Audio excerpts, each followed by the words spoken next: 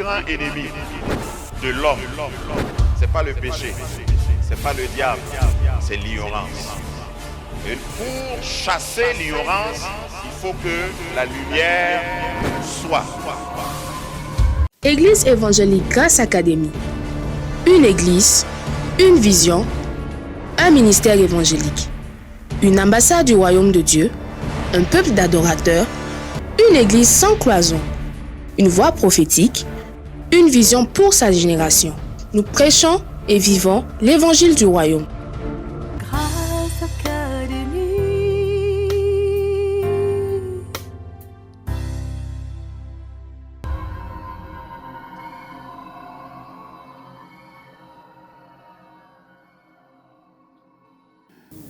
Alléluia. Je suis content de voir les visages que je n'ai pas vus depuis longtemps. Je sais que c'est la même chose chez vous. Nous sommes une famille et la dimension familiale, la dimension corporative de notre service au Seigneur nous a manqué, bien entendu, pendant ces moments de confinement.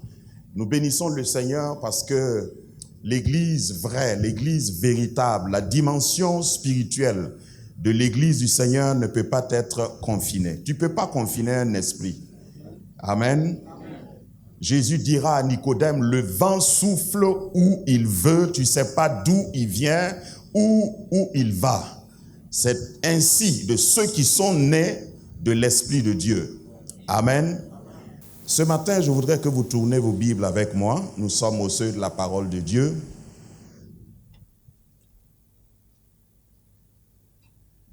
Si tu as une Bible, et tu dois avoir une Bible, va entièrement jusqu'à la fin de ta Bible. Nous allons lire dans Apocalypse, notre texte de base. Apocalypse, chapitre 22. Apocalypse 22.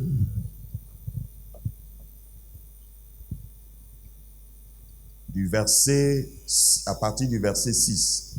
Apocalypse 22, verset 6 à 17. Et il me dit, ces paroles sont certaines et véritables. Et le Seigneur, le Dieu des esprits des prophètes, a envoyé son ange pour montrer à ses serviteurs les choses qui doivent arriver bientôt. Et voici, je viens bientôt. Heureux celui qui garde les paroles de la prophétie de ce livre. C'est moi, Jean, qui ai entendu et vu ces choses. Et quand j'ai entendu et vu, je tombais aux pieds de l'ange qui me les montrait pour l'adorer. Mais il me dit, garde à toi de le faire. Je suis ton compagnon de service et celui de tes frères, les prophètes, et de ceux qui gardent les paroles de ce livre. Adore Dieu.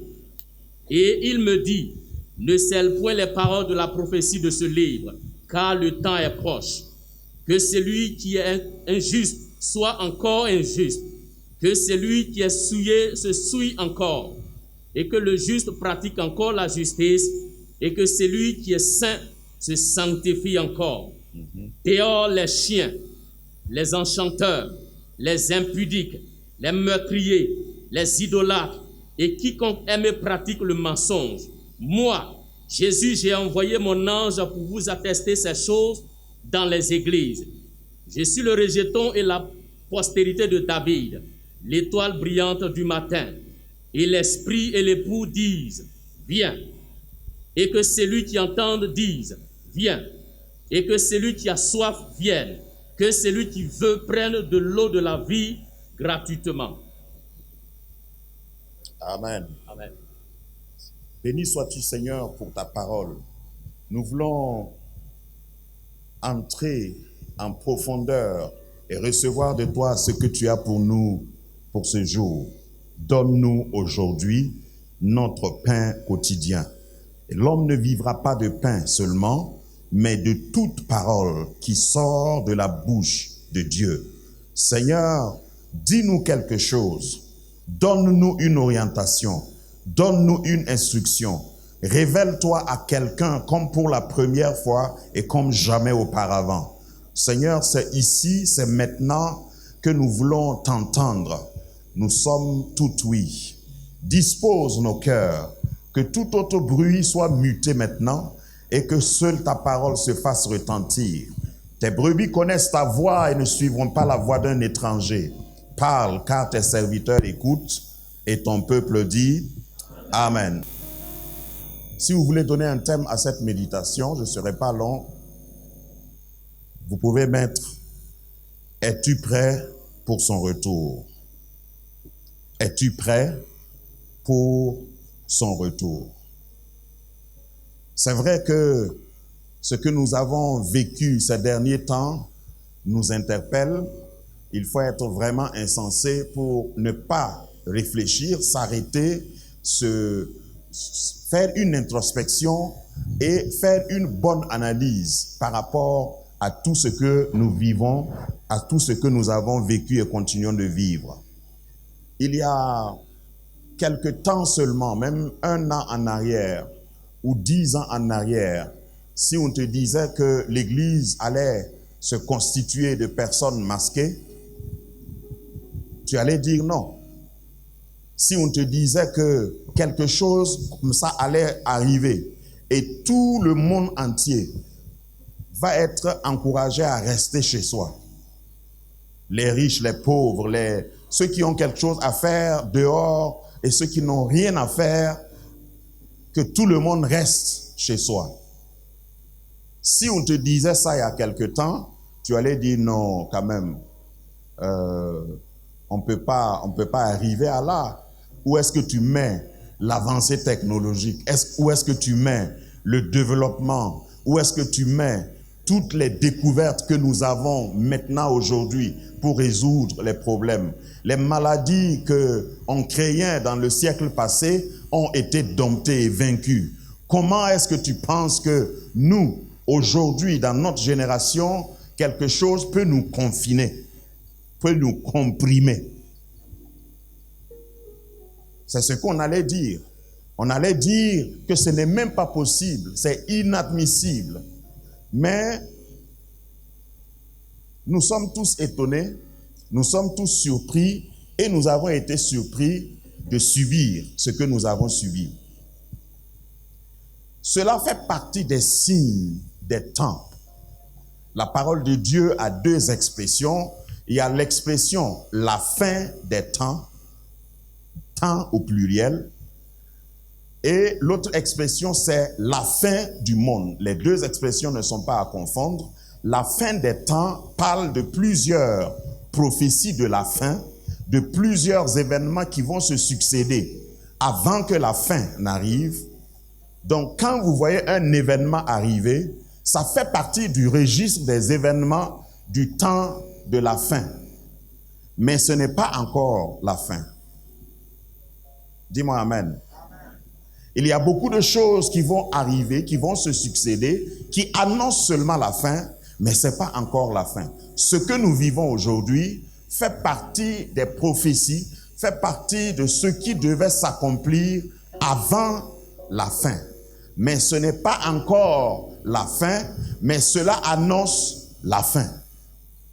Heureux ceux qui ont des yeux, heureux ceux qui ont des oreilles, pour bien voir et pour bien entendre ce que Dieu nous dit. Parce que Dieu parle, comme le dit Job, tantôt d'une manière et tantôt d'une autre, et on n'y prend point garde.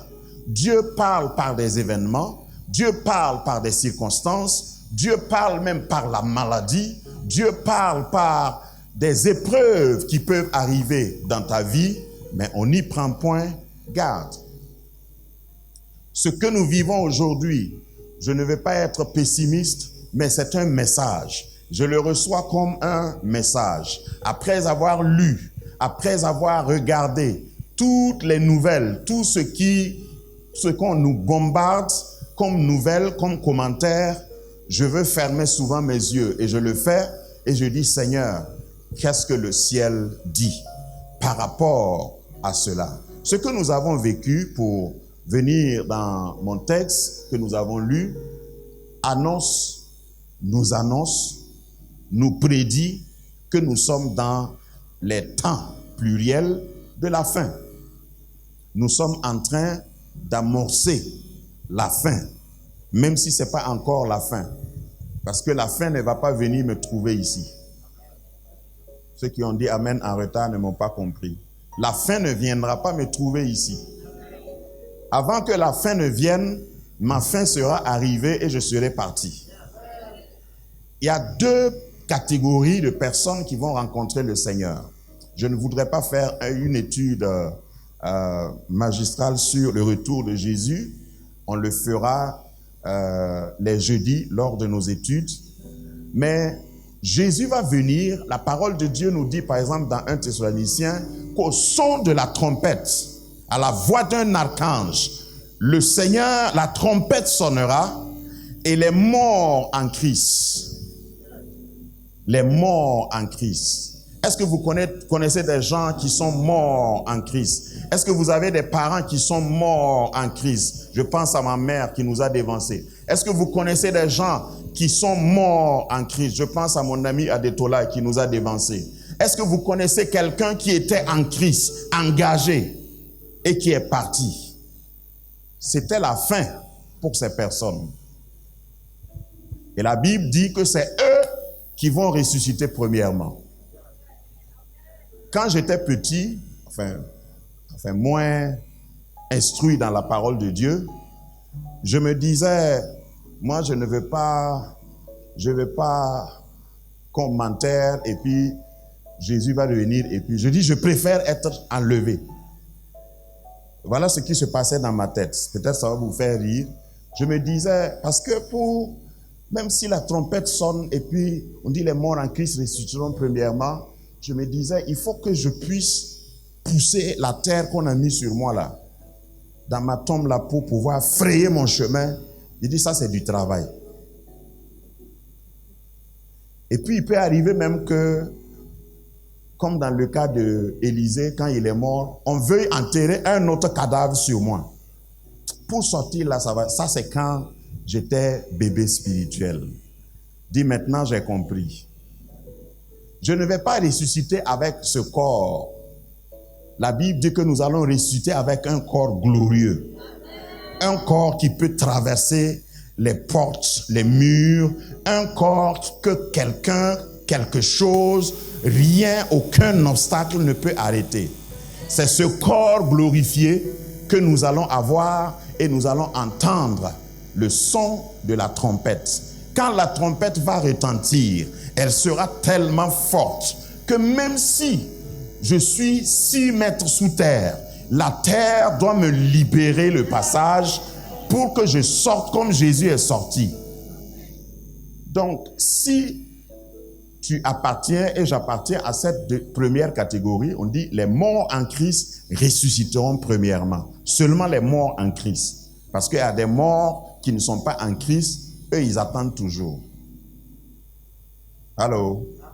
Si tu veux plus, quand je vais annoncer le début de la série sur le retour de Jésus, tu viendras. Deuxième catégorie de personnes, l'apôtre Paul dit, nous les vivants. Dis, on parle de nous. Nous les vivants qui serons restés, je vous signale que l'apôtre Paul même pensait qu'il allait être vivant, mais il est parti.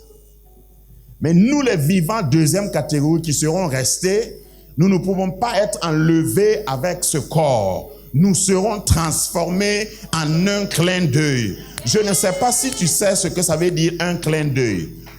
Un clin d'œil. La transformation en un clin d'œil, si je peux me scénariser cela, ça veut dire que si je boitais, j'avais un pied qui n'était pas bien. Quand je serai transformé, je ne vais plus boiter. Ça veut dire que si j'avais un problème cardiaque, si j'avais des problèmes de tension, si j'avais une infirmité, la transformation en un clin d'œil va me faire quitter l'infirmité. Je vais avoir un corps glorifié, je vais avoir un corps nouveau et je serai comme happé dans les airs à la rencontre du Seigneur. C'est glorieux d'y penser. Mais c'est plus intéressant de te poser la question, à quelle catégorie tu vas appartenir. Parce que la Bible dit que pour 2 personnes qui seront même sur le même lit, c'est-à-dire un couple, l'un sera pris et l'autre laissé. Donc ça ne dépend pas du lieu où tu es. Ça ne dépend pas de l'église à laquelle tu appartiens. Ça ne dépend pas de ton ancienneté. Ça ne dépend pas de ton nom. Exemple. Par ce temps qui court dans plusieurs pays africains, et même ici, vous avez certainement entendu dans les nouvelles qu'il y a des pays qui ont envoyé des vols spéciaux pour évacuer leurs ressortissants. Alors, chaque fois qu'il y a une crise, c'est comme ça que ça se passe. Même si les aéroports sont fermés, dis voilà, ça dépend. On a fermé, mais ça dépend. Même si les frontières sont fermées, ça dépend. Donc, tu peux être dans le même quartier que ces ressortissants-là. Et puis, on dit, ça chauffe. Il y a bang-bang. Il y a crise. Et toi, tu n'as pas nulle part où aller. Tu n'as pas quelque part où aller. Et ton voisin, on vient le chercher et puis on l'évacue. On le fait partir. Loin des problèmes. Maintenant, applique ça au retour du Seigneur. Dans la même ville, dans le même pays, subissant peut-être le même sort fâcheux, on prend certains parce qu'ils remplissent les conditions et eux, ils s'en vont et toi, tu restes. Pourtant, vous étiez des amis. Je sais que tu ne réalises pas ça.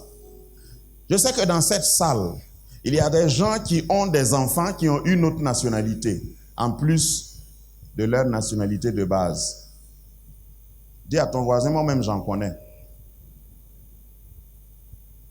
Quand on viendra pour évacuer ton propre enfant, qui a l'autre nationalité là, toi tu ne feras que égrener ton chapelet. C'est ce qui va se passer au retour de Jésus. S'il venait aujourd'hui, partiras-tu ou bien resteras-tu? Qu'est-ce que tu peux dire pour convaincre au vol spécial qui est venu chercher les ressortissants du pays là pour qu'il t'amène? Tu peux aller dire, vous êtes fou, celui-là là, ou celle-là, c'est mon enfant. Qu'est-ce que vous voulez dire? On va dire, désolé. Arrivé là-bas, on lui permettra de t'envoyer un SMS. Ça, c'est une réalité que nous vivons, mais nous ne faisons pas attention à ce que cela implique lorsqu'il s'agit du retour de Jésus. Au retour de Jésus, il y a des gens qui seront pris et il y a d'autres qui vont rester. Frères et sœurs, moi je lutte, je ne sais pas comment toi tu fais, mais je lutte pour ne pas rester. Parce qu'il y a des conditions à remplir. Il y a un passeport à avoir. Il y a une nationalité, une identité que tu dois avoir. Tu peux pas tricher. Quand la trompette va sonner, quand Christ apparaîtra, on dit qu'il ne va même pas descendre. Sa deuxième venue, il ne va pas descendre. C'est sa troisième venue. Ça, c'est une série. Quand il va revenir après les noces de l'agneau, en ce moment, il va poser ses pieds sur le sol. Mais quand il va venir, la venue que nous attendons, nous, chacun, toute personne qui est prête, qui a reçu Jésus, qui marche dans la sanctification, ce sont ces personnes-là qui seront enlevées. Il n'y a rien qui peut te prédisposer en dehors des consignes que le Seigneur a données. Et Jésus a enseigné à plusieurs reprises sur cela. Dans Matthieu 24, versets 36 et 42, Matthieu 24, 36 à 42, il dit, « Pour ce qui est du jour et de l'heure, personne ne le sait, ni les anges des cieux, ni le Fils, mais le Père seul. » Le Père seul. Ce qui arriva au temps de Noé arrivera de même à l'avènement du Fils de l'homme. Verset 38. Car dans les jours qui précédèrent le déluge, les hommes mangeaient et buvaient comme aujourd'hui. Les hommes se mariaient et mariaient leurs enfants, dit comme aujourd'hui. Et même maintenant, il y a des gens qui ont reporté leur mariage qu'ils avaient programmé en avril et en mai, et ils attendent parce qu'ils veulent fêter. Dis à ton voisin, qui c'est?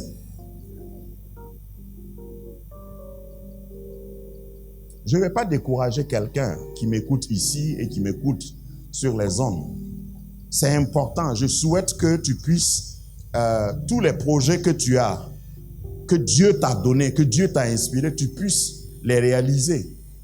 Mais Jésus ne va pas attendre que nous finissions nos projets avant de venir. La trompette va sonner à un moment donné. Que tu aies fini ou pas, que tu aies fini de construire ta villa ou pas, que tu aies fini de te marier ou pas, que tu aies fini ta formation, ton école ou pas, la trompette sonnera. Et quand la trompette sonne, tu ne peux pas dire reporter. Dis à ton voisin à côté à haute voix, ne le touche pas. La venue du Seigneur ne sera pas reportée à cause de toi. Donc on dit qu'au temps de Noé, les gens vivaient, les gens se mariaient. Il y a des gens qui aujourd'hui encore disent non, il n'y a pas de problème, on a le temps. Il y a quelqu'un qui m'écoute qui est en train de dire moi je suis encore jeune, je vais prendre mon temps. Au fait, tu n'as pas le temps. Le temps ne t'appartient pas. La vie ne t'appartient pas. Mais quand on n'est pas conscient du retour de Jésus, quand on n'est pas conscient que nous sommes en train de passer seulement sur cette terre, on investit tout ce qu'on a sur ce qui va rester ici. Est-ce que tu réalises que ce pourquoi tu cours chaque jour ne te servira à rien? Lorsque on parle de l'enlèvement, je ne suis pas en train de te dire de ne pas travailler. Non. Il faut travailler. Il faut gagner honnêtement sa vie. Mais il faut être conscient du retour de Jésus. Tu vas quitter cette terre et ce n'est pas toi qui décides. Jésus va revenir et ce n'est pas toi qui décides. Les disciples auraient voulu, dans le premier texte que nous avons lu, enfin, dans le texte que nous venons de lire, que Jésus leur dise quand est-ce qu'il va venir. Il y a des chrétiens qui aimeraient que un prophète vienne. Vous n'allez jamais voir ce prophète-là. Un prophète vienne et dit, mes enfants, faites attention. Le 15 mai prochain, restez à l'église parce que je viendrai. Je doute qu'ils viennent dimanche. Parce que s'il doit venir comme un voleur, c'est dit. S'il doit venir comme un voleur, dimanche là, on est tous endimanchés. Dimanche, on est tous propres. Dimanche, chacun met son parfum évangélique et puis vient s'asseoir. Dimanche, chacun sort son visage pentecôtiste. Même les voisins qui t'énervaient le samedi, tu les salues avec un alléluia parce que c'est dimanche. Mais dimanche n'est pas le jour que Jésus va choisir forcément. Et je doute qu'il viendra dimanche. Parce que s'il doit venir comme un voleur, ça veut dire que toi et moi, nous n'allons pas savoir. C'est pourquoi il faut que nous soyons prêts. Je t'encourage à prendre la résolution et à vivre en étant conscient qu'à tout moment, il peut venir. À tout moment, il peut venir. Le verset 39 dit, ils se doutèrent de rien. Ils mariaient leurs enfants, ils se mariaient eux-mêmes et ils se doutaient de rien. Jusqu'à ce que le déluge vint et leur emporta tous. Il en sera de même à l'avènement du Fils de l'homme. Verset 40. Alors, de deux hommes qui seront dans un champ, l'un sera pris et l'autre laissé. Dis, ça ne sera pas moi. De deux femmes qui moudront à la meule, l'une sera prise et l'autre laissée. Tu as besoin que je te dise encore. Ici, on parle des femmes. Veillez donc, puisque vous ne savez pas quel jour votre Seigneur viendra. Veillez donc. Je ne sais pas quel jour il viendra, donc je ne me laisse pas distraire. Je ne me laisse pas distraire, même par l'œuvre de Dieu. Parce que même l'œuvre de Dieu peut te distraire. Je ne me laisse pas distraire par les valeurs, certaines fausses valeurs que certaines personnes, je parle du peuple chrétien, ont. Je ne me laisse pas distraire par ce que les gens disent. Je ne me laisse pas distraire par certaines considérations. Parce que quand tu sers le Seigneur, il y a des gens qui vont venir te suggérer qu'il faut faire attention, il faut faire ceci, ce n'est pas tout le monde, pas tout le monde qu'il faut faire confiance, faire attention parce qu'il y a des faux chrétiens, il y a de fausses personnes. Aujourd'hui, il y a une catégorie de serviteurs et de servantes de Dieu qui veulent choisir à qui ils doivent rendre service. À qui ils doivent rendre ministère. Vous savez, si vous voulez servir vraiment le Seigneur, la question que Jésus a posée à Pierre, il vous la posera certainement. Est-ce que tu m'aimes?